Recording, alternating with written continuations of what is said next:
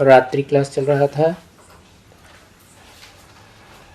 23/11/1968।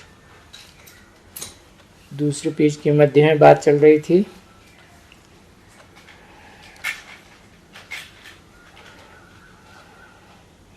कि राजाएं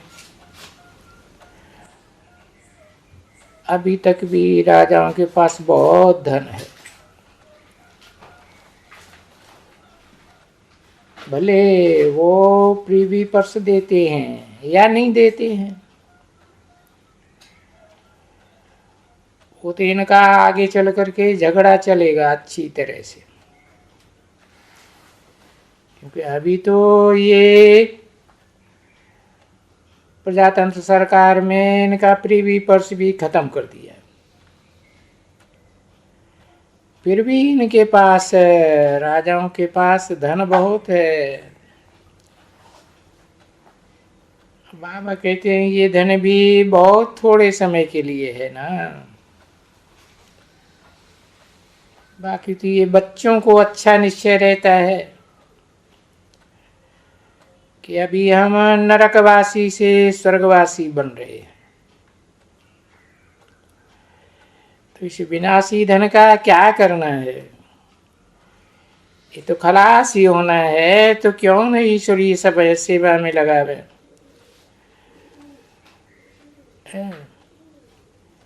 कि मुख से दुविधा की बात ही न निकले, न कोई की ग्लानि, न कोई के फलाना ऐसे ये है वैसे वो है। बच्चों को ऐसी ऐसी बातें नहीं करना चाहिए परचिंतन की।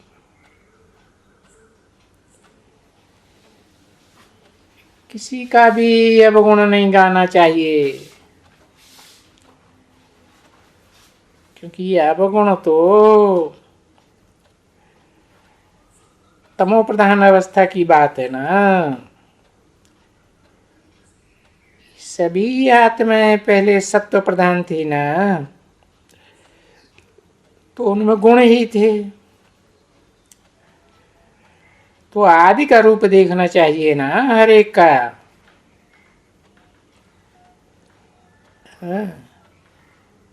तो एक दो के अवगुण नहीं गाना चाहिए, और अवगुण गाया जाता है किनारे लग लग करके, समझा ना। और जो ग्रहण करने वाले बच्चे होंगे वो तो एक दो को बात करते रहेंगे, गुणों की ही बात, अवगुणों की तो बात करेंगे नहीं। जो कोई किसी ने अवगुण उठाया होगा तो वो एक किनारे चले जाएंगे और एकांत में जाकर के फिर आपस में फुसुर फुसुर करेंगे, फलाना ऐसा है, ये ऐसा है, वो वैसा है। अब ये भी इसको दुविधा कहा जाता है कि दुविधा भी पद को भ्रष्ट कर देती है।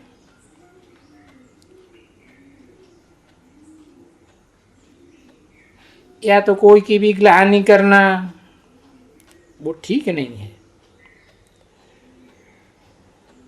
बाप जो कहते हैं कि कोई फूल नहीं बचते हैं और कोई वो कांटे ही बचते हैं, तो उन कांटों को भी तो वो ज्ञान समझाते हैं ना बच्चे,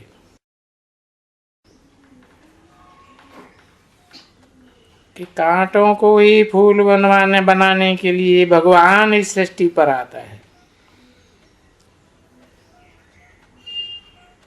और वो बेहद का बाप क्यों शिक्षा देते हैं,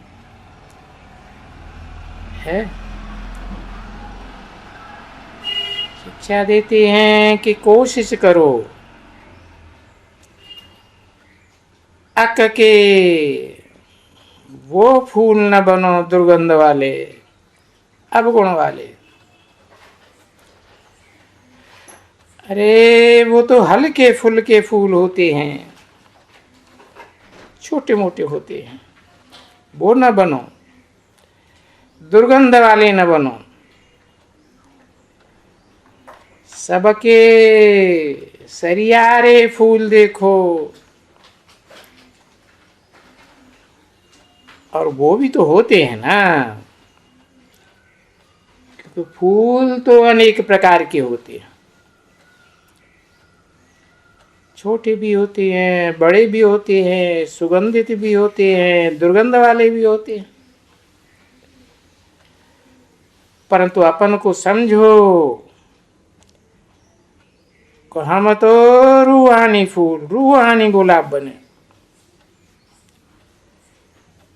बाप के दिल पर चढ़े। और बाप के दिल पर तो तब ही चढ़ेंगे जब ईश्वरीय सेवा का शो दिखलावेंगे, रिजल्ट दिखलावेंगे।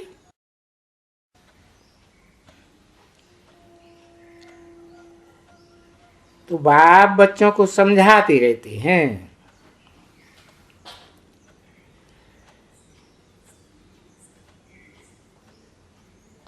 नहीं तो दिल पर कैसे चढ़ेंगे। तो अंदर में भी तो मार्जिन है ना, 35, फिर 30, 25, 20, ऐसे भी तो नंबर आते हैं ना बच्चे। और सबसे जास्ती से खुशी तुम बच्चों को ये है कि हम गॉड फादरली स्टूडेंट हैं, हम कोई देहरारी गुरुओं के स्टूडेंट नहीं हैं, हम तो रूहानी बाप के रूहानी बच्चे हैं। रूहों का बाप भगवान हमको पढ़ाते हैं, और वो सिर्फ रूह ही नहीं है कि रूहों का बाप ही है, नहीं, वो हमारा बाबा भी है। बाबा अर्थात साकार निराकार का मेल भी है। तो वो साकार निराकार का मेल विश्व का मालिक बनाते हैं। वो बच्चों को खुशी होनी चाहिए। तो बच्चों को ये याद जरूर होना चाहिए कि बाबा हमारा बाबा भी है, हमारा सुप्रीम टीचर भी है, पढ़ाते भी है, और फिर साथ में भी ले जाएंगे। वो भी बच्चों के स्मृति में रहना चाहिए कि अब हमें घर जाना है, हम आत्मा हैं, तो आत्माओं का लोक जो बाप का घर है उसमें जाना है। और अभी ये जानते भी हो कि हम वहां रहेंगे, और ये भी है कि तुम प्रण करते रहेंगे, भले तुम प्रण करते रहेंगे, परंतु नहीं, ये माया हणकहण ऐसी है जो तुम्हारे प्रण को तोड़वा देती है, बुलाए देती है, सबको बुलाए देती है। बाबा कहते हैं सबको, सभी बच्चों को बुलाते हैं कि माया रावण, और सब में तो सब आ गए ना।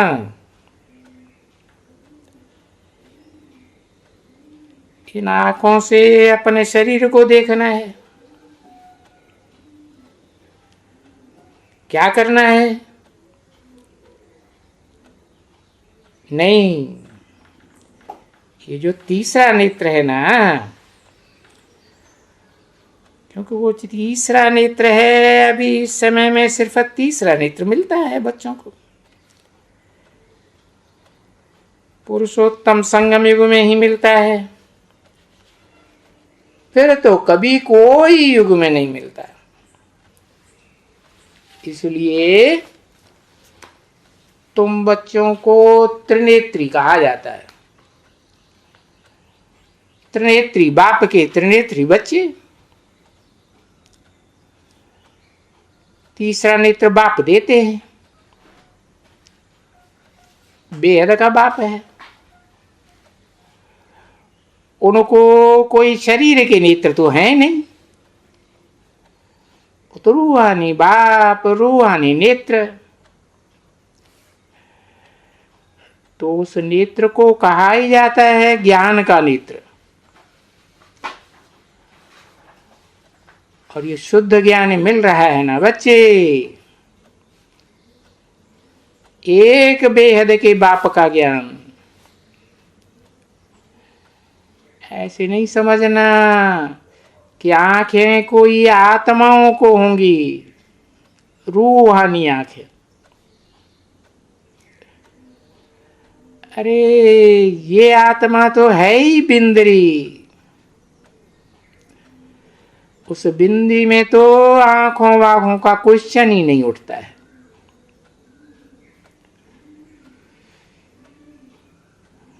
इसको कहा जाता है ज्ञान का तीसरा नेत्र। 23/11/1968 की रात्रि क्लास का तीसरा पेज, 5वीं लाइन। फिर उस तीसरे ज्ञान नेत्र को कहेंगे, ज्ञान का ही नेत्र कहेंगे, जो ज्ञान एक बेहद के बाप से आता है। बाकी तो है भक्ति के नेत्र। किसको कहें? जरूर कहेंगे 10 शीश वाले रावण का नेत्र। 10 शीश है तो 20 आंखें भी होंगी। अब वो तो अंधे की औलाद अंधे हो गए है। जैसी दृष्टि वैसी सृष्टि, अलग अलग तरह की देखने में आएगी। असली बात तो समझेंगे ही नहीं, तो वो अंधे का औलाद बहुत बड़ा हुआ। और ये रावण की संप्रदाय तो बहुत बड़ी संप्रदाय है ना। और तो तुम देखते हो राम की तो बहुत कम है। और ये तो है छोटे छोटे टिकड़े। तो जो बात बच्चे पॉइंट्स बच्चों को बताते हैं कि तुम छोटी अति सूक्ष्म बिंदु आत्मा हो, और बाप बता करके पीछे कह देते हैं तुम मेरे ही बच्चे हो। अरे फिर बाप को याद करो। आत्मा हो तो आत्मा के बाप को पहचान के याद करो। पहचानेंगे नहीं तो बिंदी बिंदी आत्माएं तो सब एक जैसी, पता कैसे चलेगा है? और बाप के वर्षे को याद करो। बाप तो है ही ज्ञान का अकूट भंडार। उन ज्ञान के पॉइंट्स को याद करो और फिर याद की यात्रा है। याद करते करते पाप कट जाएंगे और सतो प्रधान बन जाएंगे। बाप को ऐसे नहीं कहेंगे सतो प्रधान है, न उसमें प्रधानता है सत्वगुण की और न तमोगुण की प्रधानता है। वो तो सिर्फ सत्य है और सदा सत्य है। और ये तुम बच्चों का तो है तमो प्रधान से सतो प्रधान बनना, बैगर से प्रिंस बनना।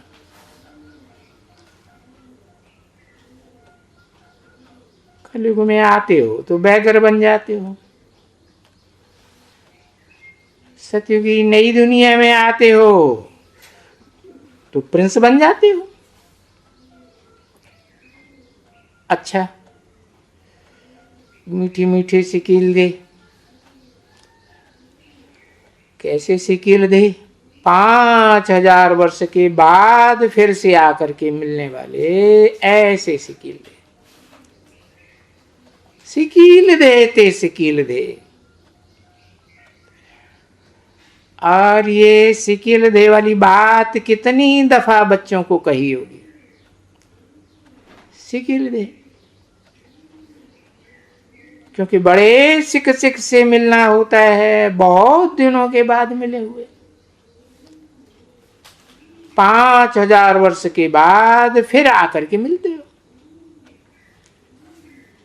अच्छा, तो ऐसे मीठे मीठे सिकील दे बच्चों के प्रति रूहानी बाप व दादा का दिल व जान से करो प्रेम से याद प्यार। Good night. मीठे मीठे रूहानी बच्चों प्रति रूहानी बाप की नमस्ते और सबको नमस्ते। क्योंकि सब बच्चों को नमन करते हैं ना। नमन करना मन झुकना। सेवाधारी तो नमन करते हैं ना, झुक के ही रहते हैं। तो ऐसे नमस्ते में नंबरवार नहीं होती है, सबको नमस्ते करते हैं। हाँ, प्यार में नंबरवार होती है, नमस्ते में नंबरवार नहीं होती है। तो वो बात ध्यान में रहती है, परंतु नमस्ते तो सबको कहनी पड़ती है। और पद जो लेते हैं वो तो नंबरवार लेते हो, उसमें नंबरवार भी काम के आधार पर। तो अक्षर काम में लगाया जाता है, लाया जाता है। तो इसमें फिर नंबरवार नहीं कहा जाता है, क्योंकि तुम सभी बच्चे विश्व का मालिक बनते हो। तो वो तो अंडरस्टूड है कि नंबरवार एक जैसे विश्व के मालिक नहीं, पर वो फिर भी छोटे भी हो तो भी विश्व का मालिक बनते हो। अरे जो नापास वाले होते हैं वो भी तो विश्व का मालिक बनते हैं ना। ओम शांति।